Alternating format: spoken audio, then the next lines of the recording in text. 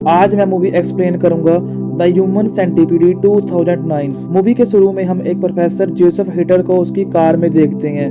वो अपनी कार में बैठकर लगातार एक पिक्चर को देख रहा होता है। उस पिक्चर में 3 लोग ऐसे खड़े होते हैं कि एक के पीछे दूसरा और दूसरे के तीसरा। तभी वहां पर एक ट्रक ड्राइवर आकर रुकता है। उस ट्रक का ड्राइवर उतरकर टॉयलेट के लिए जाता है, जिस पर वो प्रोफेसर अपनी बंदूक तान लेता है। फिर हम नेक्स्ट सीन में 2 गर्ल्स को देखते हैं, जिनमें एक का नाम जेनी और दूसरी का लिंडसी होता है। वो दोनों अमेरिका की होती हैं, मगर घूमने के लिए जर्मनी आई हुई थी। उन दोनों को किसी पार्टी के लिए क्लब में जाना था, पर जिस जगह पर उन दोनों को जाना था उस जगह की लोकेशन लिंडसी फोन पर ले रही थी। उन्हें ट्रैवलिंग करने का काफी शौक था, लेकिन वो जर्मनी के बारे में इतनी जानती नहीं थी। वो दोनों एक रेंटल कार लेती हैं और पार्टी वाली लोकेशन के लिए रात को निकल पड़ती हैं। उन्हें उस पार्टी की लोकेशन अच्छे से पता नहीं थी। वो दोनों जंगल से आगे बढ़ती जा रही थी और अपना रास्ता भटक चुकी होती हैं। अब दोनों काफी बड़ी प्रॉब्लम में फंस गई थी और ऊपर से उनकी गाड़ी का सुनसान रास्ते में पंचर हो जाता है।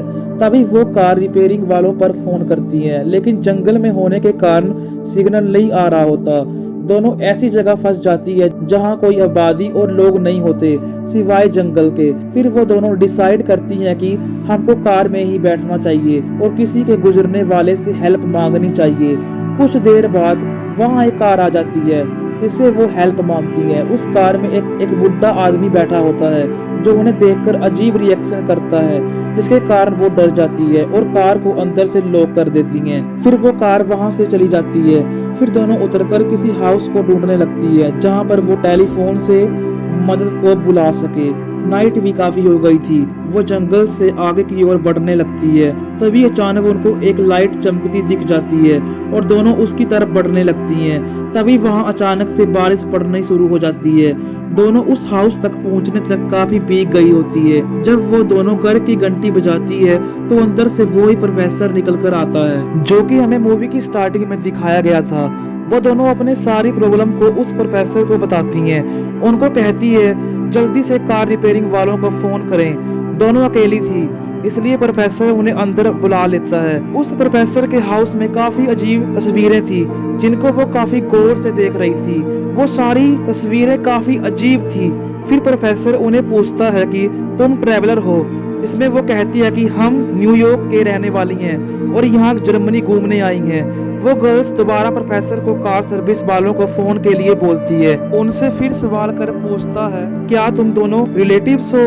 वो कहती हैं नहीं, हम दोनों सिर्फ फ्रेंड्स हैं। फिर वो उठकर किचन में पानी लेने के लिए जाता है, साथ ही वो कॉल भी कर रहा होता है। इसमें उन गर्ल्स को लग रहा होता है कि शायद वो कार सर्विस वालों को फोन कर रहा है। वो उस पानी में ड्रग्स मिला देता है, जिसको लिंडसी पूरा पी लेती है, पर जेंसी वो गिलास नीचे गिरा देती है।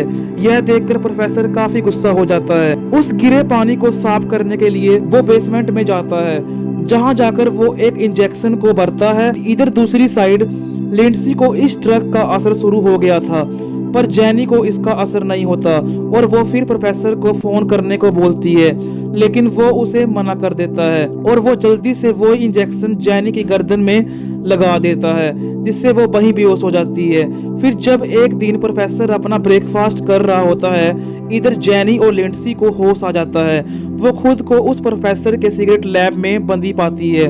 उन दोनों के अलावा वहाँ एक और आदमी होता है जिसे बांधा होता है, जो कि वही ट्रक ड्राइवर होता है जिसे हमें शुरू में दिखाया गया था। फिर वहाँ वो प्रोफेसर आता है और उस ट्रक ड्राइवर को बोलता है कि तुम मैच नहीं होते और तुम्हारा अब मरने का टाइम आ गया है। फिर उसी टाइम एक जहरीला इंजेक्शन उसकी नसों में इंजेक्ट कर देता है और वो देखते ही देखते उसी टाइम मर जाता है। फिर वो उस ड्राइवर की डेड बॉडी को अपने गार्डन में दफना देता है। फिर हम नेक्स्ट सीन में देखते हैं कि वो प्रोफेसर अपनी गाड़ी में एक व्यक्ति को बेहोश कर लाता है, जो कि देखने में जापान का रहने वाला होता है, और तभी उसे जेनी और लिंडसी के साथ वाले बेड पर लेटा देता है। जब उन दोनों को फिर से होश आता है तो दोनों चिल्लाने लगती है, क्योंकि उन्हें डर था कि अब उनके साथ प्रोफेसर क्या करेगा। उनको जानकारी देने के लिए वो प्रोफेसर उनके सामने आ जाता है। अपने आप को इंट्रोड्यूस करने लगता है कि वो प्रोफेसर जोसेफ है, जो कि एक रिटायर्ड सर्जन है।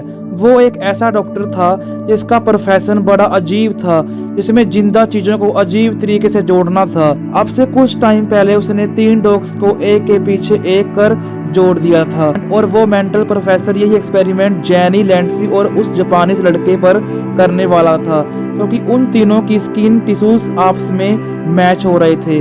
वो उन तीनों को एक बोर्ड के जरिए इस एक्सपेरिमेंट के बारे में समझा भी रहा होता है। वो उनको बताता है कि सबसे पहले नी की लेगमेंट्स को हटा देगा, जो कि बोन्स को जोड़ने वाला एक बंधन था, वो उसका खत्म कर देगा, जिससे वो खड़े नहीं हो सकेंगे। फिर वो उन्हें बताता है कि वो सब्जेक्ट बी में उनके दांत, जबड़े और होठों को भी निकाल देगा, और सब्जेक्ट बी को ए की बैक साइड से जोड़ देगा, और सब्जेक्ट सी को बी की बैक साइड से।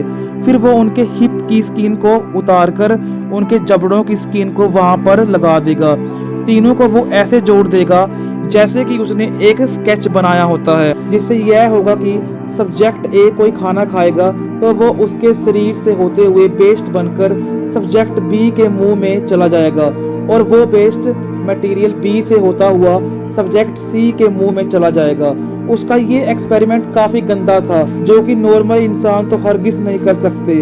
वो डॉक्टर पागल होता है और ये एक्सपेरिमेंट को कर रहा होता है, जो कि ह्यूमन बॉडीज पर उसका फर्स्ट एक्सपेरिमेंट होता है। सबसे पहले वो उस जापानीज आदमी को एक बेहोशी का इंजेक्शन देता है, जिससे वो बेहोश हो जाता है। जैनी यह देखकर काफी चिल्ला रही होती है, तो प्रोफेसर उसके पास आता है, उसको भी वो इंजेक्शन लगाने लगता है। तभी लिंडसी अपने दांतों की हेल्प से उन रस्सियों को खोल देती है और फटाफट वहां से भागने लगती है। उसके हाथ पर एक नीडल लगी थी, उसके भागने से वो खिंच रही होती है और खून बहने लगा था। फिर वो एक रूम में जाकर उसका डोर बंद कर देती है, पर प्रोफेसर उस डोर के विंडो को ब्रेक कर अंदर आ जाता है। लिंडसी वहां से भी भागते भागते एक पूल में गिर जाती है। वो प्रोफेसर वहां पर भी अपनी गन लेकर आ जाता है, पर तभी वहां की लाइट चली जाती है, जिसका फायदा उठाकर लिंडसी वहां से भागकर प्रोफेसर की लैब में आ जाती है। आकर जैनी को खोलती है, जो कि उस इंजेक्शन की वजह से बेहोश होती है। लिंडसी जैनी को खींचकर बाहर ला ही रही होती है, लेकिन तभी पीछे से वो डॉक्टर आ जाता है और उसे भी वो इंजेक्शन लगा देता है जो जैनी को लगाया था, जिसके कारण वो भी बेहोश हो जाती है। फिर उन दोनों को उठाकर उस लैब में ले आता है और उनकी सर्जरी स्टार्ट कर देता है। इसमें वो उनके सब्जेक्ट को निकालता है, फिर दांतों को, और फिर एक मार्कर से उनकी बॉडी पर निशान लगाता है। फिर उनके हिप और चेहरे की खाल को निकालने लगता है। वो उन सभी को काफी लंबा ऑपरेशन करता है। फिर हमें कुछ डेज बाद दिखाया जाता है कि वो प्रोफेसर ड्रिंक कर रहा होता है और उसके सामने उसका बनाया हुआ एक्सपेरिमेंट ह्यूमन सेंटीपीड पड़ा होता है। उन तीनों के जख्म अभी ठीक नहीं हुए होते और वो जबरदस्ती उन तीनों को खड़ा करने लगता है।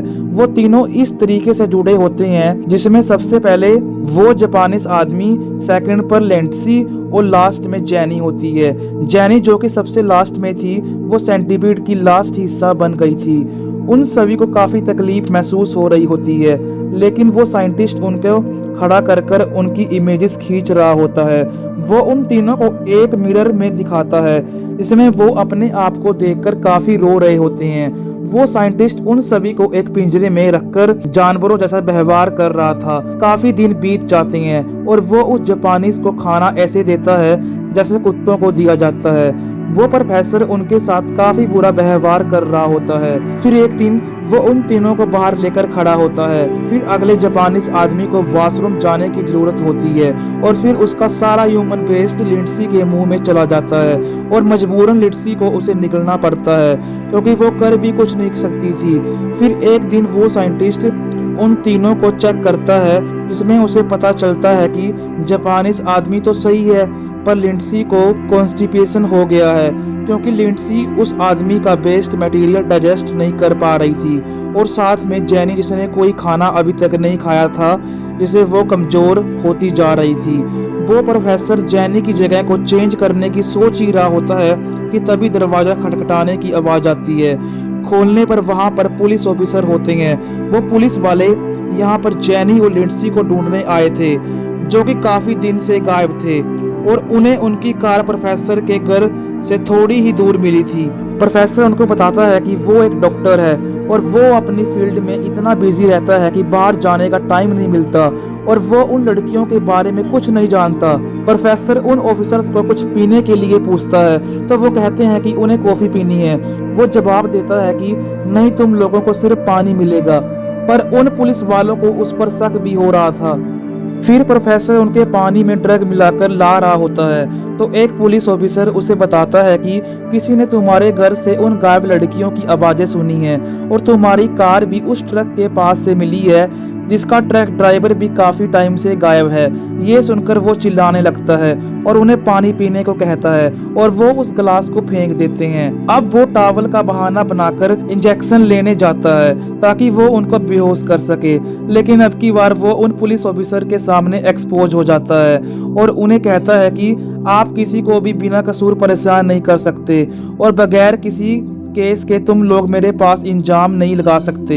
यह सुनकर वो अपना वारंट लेने चले जाते हैं। उनके जाने के बाद वो प्रोफेसर अपनी लैब में आता है और उसे अपना ह्यूमन सेंटीपीड दिखाई नहीं देता क्योंकि वो तीनों कहीं छुप गए थे। वो तीनों छुपे हुए एक सर्जिकल नाइफ को उसके पेट में मार देती हैं जिसकी वजह से वो नीचे गिर जाता है। फिर वो जापानीज आदमी उसके ईयर को काटकर उसके मांस को अलग कर देता है। फिर वो तीनों ऊपर जाने की कोशिश करते हैं लेकिन वो सभी जबरदस्ती एक दूसरे से जुड़े हुए थे तो वो ऊपर नहीं जा सकते। उनके स्टिचिंग वाले एरिया से काफी खून निकल रहा होता है। वो सीढ़ियों पर काफी ऊपर चढ़ ही जाते हैं कि प्रोफेसर उनके पीछे आने लगता है। वो सीढ़ियों पर गिरे उनके खून को चाटने लगता है। फिर वो जापानी शीशा तोड़ देता है और वो डॉक्टर वहां पर भी आ गया था। वो जापानी क्रैक्ड ग्लास से अपना गला काट लेता है और वहां उसकी मौत हो जाती है। इतने में ही वो पुलिस ऑफिसर वहां पहुंच जाते हैं लेकिन उन्हें कोई नहीं दिखता। फिर वो उसकी लैब में जाते हैं तो वहां पर भी कोई नजर नहीं आता।